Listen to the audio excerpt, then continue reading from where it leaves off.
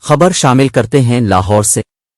Lahore high court نے سابق وزیر اعلیٰ پنجاب چودھری پرویز الہی کے جسمانی ریمانڈ کے فیصلے کے خلاف درخواست پر سماعت بغیر کارروائی 12 اگست تک ملتوی کر دی۔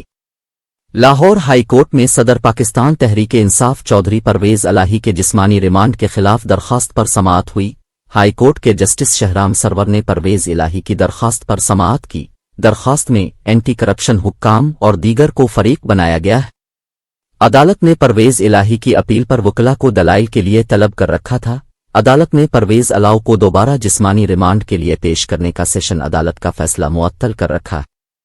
درخواست گزار کی جانب سے موقف اختیار کیا گیا ہے کہ جوڈیشل مجسٹریٹ نے اینٹی کرپشن حکام کو پرویز الہی کا جسمانی ریمانڈ دینے سے انکار کیا۔ جوڈیشل مجسٹریٹ نے چودھری پرویز الہی کو جوڈیشل ریمانڈ پر جیل بھیج دیا۔ اینٹی کرپشن نے مجسٹریٹ کے فیصلے کو سیشن کورٹ میں چیلنج کر دیا۔ درخواست میں مزید کہا گیا ہے کہ عدالت نے جسمانی ریمانڈ نہ دینے کا جوڈیشل مجسٹریٹ کا فیصلہ کالعدم قرار دے دیا۔ سیشن عدالت نے جسمانی ریمانڈ دینے کا غیر قانونی فیصلہ دیا۔ عدالت سے استدعا ہے کہ جسمانی ریمانڈ دینے کا فیصلہ کالعدم قرار دے۔